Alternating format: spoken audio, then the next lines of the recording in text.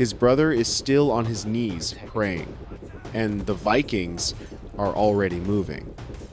The messenger who sprinted from Alfred's position to the royal tent has delivered the warning and been sent back with an answer that, under any other circumstances, would have been unthinkable.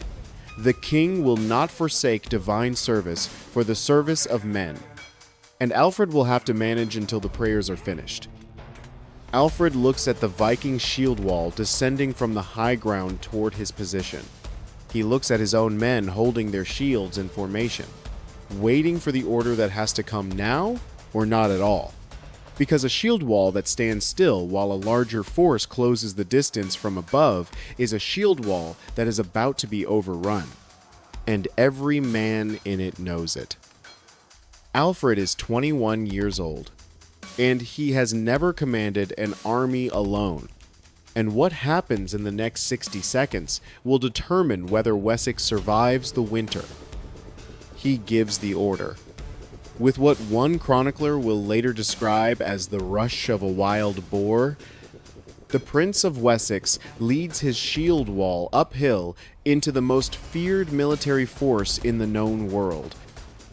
And the first great English victory against the Great Heathen Army begins with a prayer that wasn't finished and a charge that couldn't wait. To understand what is at stake at Ashdown on that cold January morning in 871, you need to understand what England looked like in the 6 years before the battle, and what the Great Heathen Army had already done to it. The Viking Age had begun slowly, 3 ships at Portland in 789, whose crew killed the king's reeve when he rode out to ask them their business. And then, 4 years later, the raid on Lindisfarne, the most sacred monastery in Britain, whose relics were smashed, whose silver was stripped from the walls, and whose monks were either killed on the floor or chained and dragged to the slave markets of Scandinavia, and for 2 generations, England had absorbed these coastal raids as an unpleasant reality of living near the sea. But in 865, something different arrived. The great fleet that assembled in the North Sea that year was not a raiding force. It was a conquering army between 2,000 and 3,000 seasoned warriors, drawn from Viking bases in Ireland, Frisia, and Francia, and from Scandinavia itself, operating under the command of men the sagas call the sons of Ragnar Lothbrok Ivar the Boneless, Halfdan, and Ubba. They called themselves the Great Heathen Army. The Anglo-Saxons, who watched them land and heard the drums carry across the flat eastern coastline, called them something simpler: the end. The Great Heathen Army moved through England with a systematic efficiency that made everything that had come before look like amateur theater. Their first target was East Anglia, whose king Edmund negotiated peace and offered food, silver, and horses, and the right to winter in his kingdom. And the Vikings took all of it and left. And when they came back, 4 years later, they ignored the treaty completely, seized the town of Thetford, defeated Edmund's army in the field, ran him to ground, tracked him personally, and brought him before Ivar. Edmund was offered what Ivar considered a generous arrangement rule East Anglia as a puppet king under Norse authority. The same deal Expert had accepted in Northumbria, and Edmund refused, because he was a proud Christian king and would not serve under pagans. And Ivar had him tied to a tree, stabbed with spears until he looked like a hedgehog, according to one source, and then beheaded. The head was thrown into a thorn thicket. His followers found it by following the voice according to the legend. The severed head of the king of East Anglia called out to them from the thorns, saying, "Here, here, here," until they located it. Edmund would eventually be canonized as a saint, and his name would be carried by a town that still exists, Bury St. Edmunds, the burial place of Edmund. But in 870 AD, none of that sanctification had happened yet. In 870, Edmund was simply dead, and East Anglia was gone. And Halfdan was looking south toward the last English kingdom still standing. Halfdan's strategic method was, by this point, completely legible to anyone paying attention. He captured a fortified town and made it his base. He crushed any local resistance in the field. He killed the local king.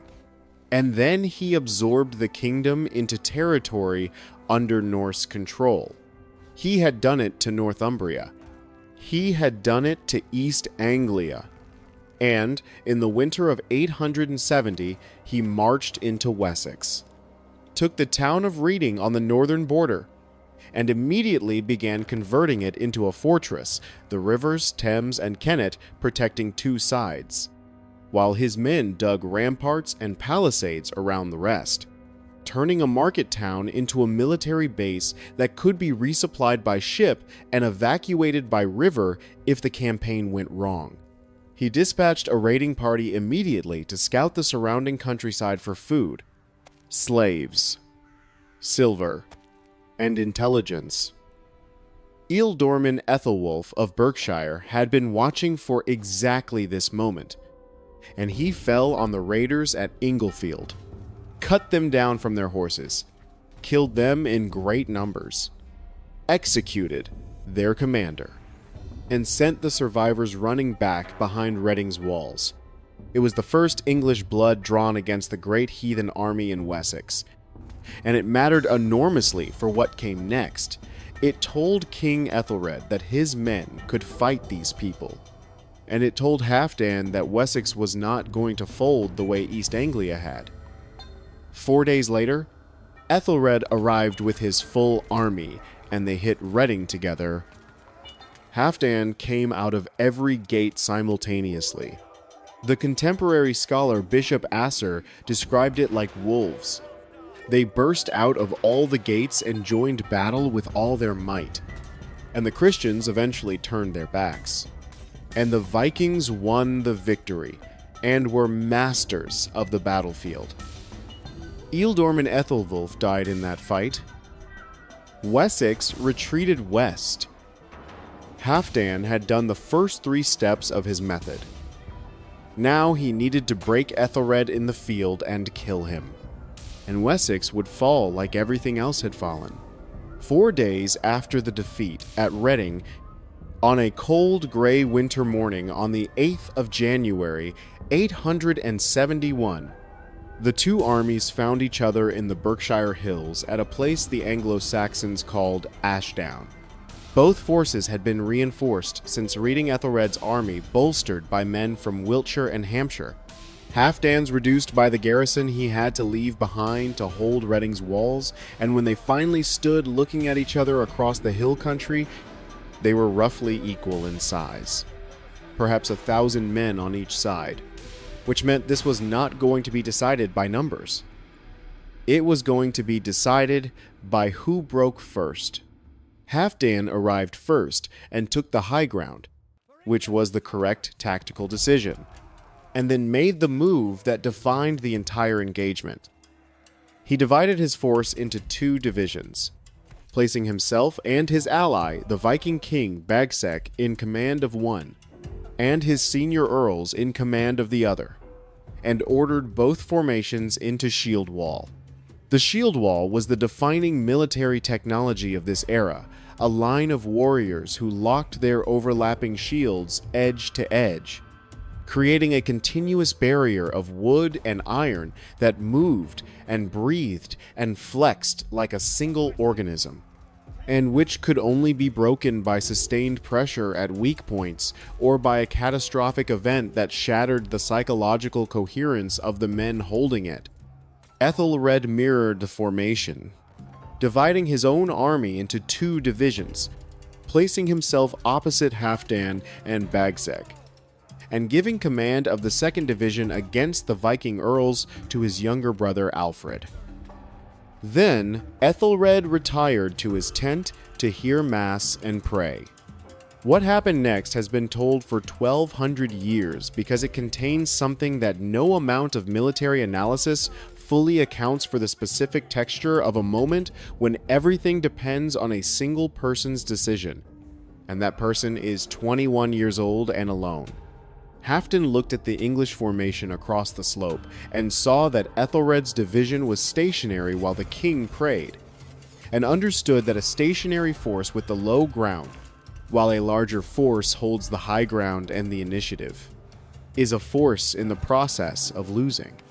And he gave the order to advance directly at Alfred's position, calculating that he could destroy the smaller English division before Æthelred finished his devotions, and then turn the full weight of his army on the king.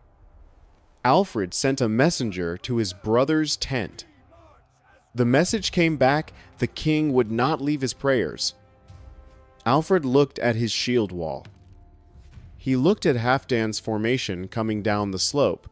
He looks at the single thorn tree standing on the hillside between the two armies, a detail so specific in the sources that historians have argued for centuries about whether it was symbolic or simply a landmark that survivors used to fix the memory of where they stood. And then Alfred did the thing that the entire subsequent history of England arguably flows from. He charged uphill. The collision of two shield walls in this period is not what most people imagine when they picture a medieval battle.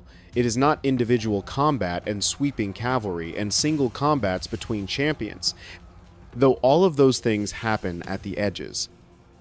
It is a pushing contest. The front rank of each formation locks shields and drives its weight into the front rank of the other, and the men behind them push, and the men behind those men push, and the whole formation becomes a single pressing mass of bodies trying to advance 6 inches, while the identical mass on the other side tries to advance 6 inches in the opposite direction. And in the narrow no man's land between the shield faces, spear points probe for gaps between boards, seeking the throat, the armpit, the thigh, any unprotected surface. As one man falls, the man behind him steps forward and fills the gap. The fight at Ashdown began this way, and it was going exactly as the geometry of the situation suggested it should. Alfred's smaller force holding but not advancing, absorbing Halfdan's downhill weight at significant cost, and buying time that was running out. Then Æthelred arrived. He hit the Viking flank from the side, while Halfdan's attention and weight were fully committed against Alfred's wall. And a shield wall hit from the flank is not a shield wall anymore. It is a group of men trying to turn to face a new threat while the original threat is still pressing from the front. And the physical and psychological coordination required to manage both simultaneously is beyond what most formations can sustain. The Viking line began to crack. The breaking of a shield wall in the 9th century is not an orderly withdrawal. It is a catastrophic dissolution that begins at the weakest point and travels through the formation like a crack through ice. The first gaps appeared where Alfred's men had been pressing hardest for the longest, and West-Saxon soldiers poured through those gaps.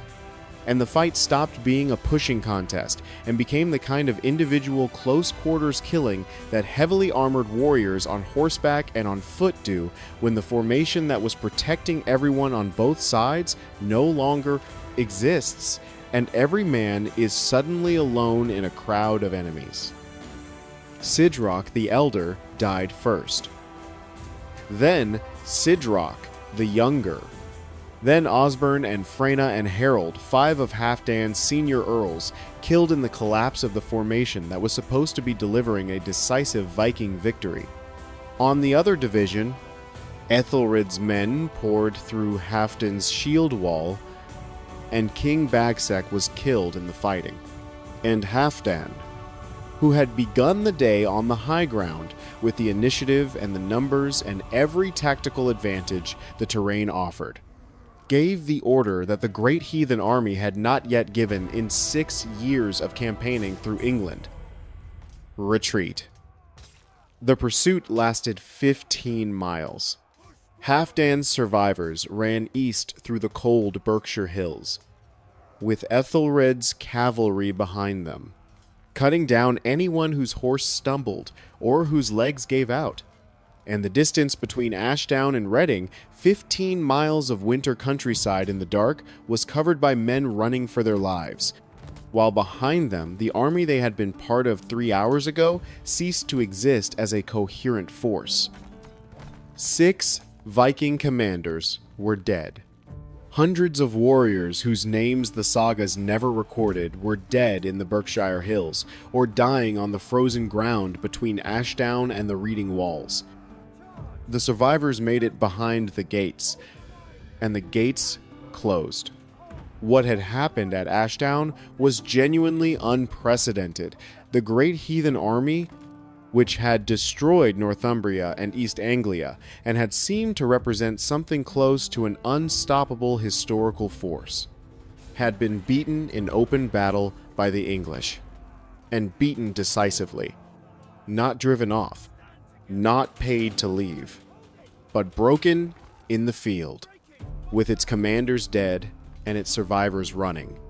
Bishop Asser, who wrote the primary contemporary account of Alfred's life, described the battle with a restraint that makes the significance of the victory more powerful than any celebration would have done. He simply noted that the pagans had been defeated, and that for the first time in a very long time the Christian English had won. Halfdan did not accept the verdict. 2 weeks after Ashdown, he led a raid south into the Anglo-Saxon heartlands, targeting the village of Basing, and Æthelred came out to meet him. And this time, the Vikings won, and the West Saxons retreated, and Basing's wealth was seized, and the pattern that would define the following months was established. The great army was not broken by Ashdown. It was wounded, and it fought on wounded. 2 months of winter quiet followed, and then in late March, Halfdan struck again, deeper into Wessex, and defeated the West Saxons at Merton. And at Merton, something happened to Æthelred that the sources record with a careful vagueness that tells you exactly what they mean without saying it directly. He was severely wounded. He clung to life for a few weeks. In late April 871, King Æthelred of Wessex died. He had 2 sons, but they were infants. And an infant king in the middle of a Viking invasion is no king at all. And the West Saxon Council of ealdormen and bishops, who needed to put someone on the throne immediately and could not afford to spend time on complicated succession debates, looked at the man who had charged uphill at Ashdown while the previous king was still at prayer and made the only decision available. Alfred was 22 years old. He became King of Wessex at the worst possible moment in the kingdom's history, surrounded by enemies who had just killed his brother, and with a second Viking army under a leader named Guthrum sailing up the Thames to reinforce Halfdan. The new king's first year was a study in survival mathematics. Guthrum's army arrived, joined Halfdan's forces, and the combined Viking strength was now beyond what Alfred could match in the field. And at Wilton, the West Saxons lost again.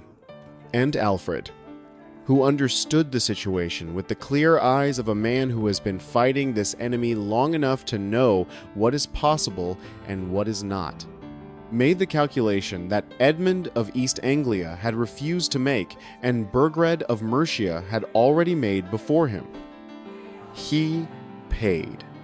The sum demanded by Halfdan was almost certainly enormous. The sources call it Danegeld and treat the amount as something not worth recording, because the shame of paying it was already recorded clearly enough, and Alfred paid it. and Halfdan took the money and his damaged army and sailed back up the Thames to consolidate his control of Mercian London. Wessex had survived. Not triumphantly, not gloriously, but in the specific, unglamorous way that survival sometimes works, by paying what you cannot afford to the people you cannot afford to fight, and staying alive long enough for the situation to change. Alfred knew with absolute clarity that the payment was not peace. It was a delay. And he spent every month of that delay doing the things he had watched be left undone for 6 years, building fortified towns called burhs that the Vikings would not be able to simply walk through, reorganizing the F-wired so that Wessex always had soldiers in the field rather than everyone mobilizing at once and then demobilizing when the fighting stopped and the crops needed harvesting. Forging alliances with the English leaders who had survived and understood what was at stake. The Vikings would come back. Alfred intended to be ready. The Battle of Ashdown sits at an interesting and underappreciated position in English history. It is not the battle that saved England. That came later, at Edington in 878.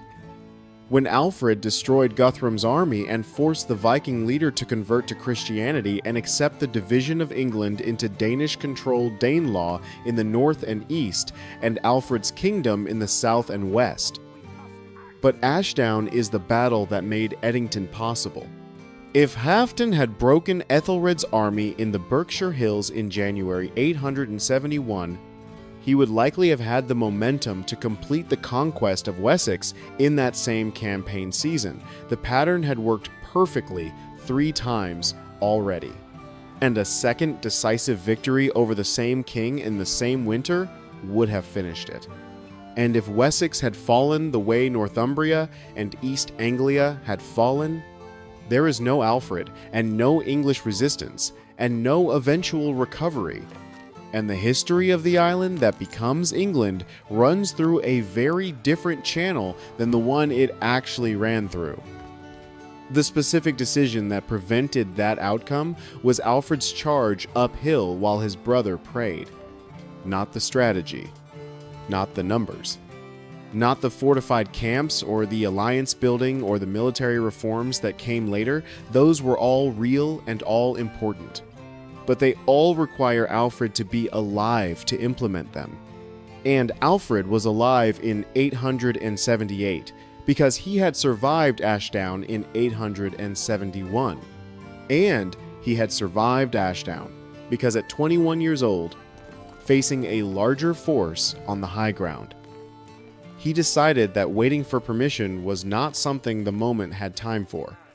Alfred's long reign from 871 to 899 would eventually earn him the only title in English history appended to a monarch's name as a permanent descriptor, not the conqueror, not the great, not the magnificent, but the good and the great. In the specific way, those words meant something to people who had watched a young man charge a shield wall uphill alone, and then spend the next 30 years building the institutions that turned a temporary survival into something more durable. He translated Latin texts into Old English so that ordinary people could access knowledge that had been locked behind a clerical language most of them could not read.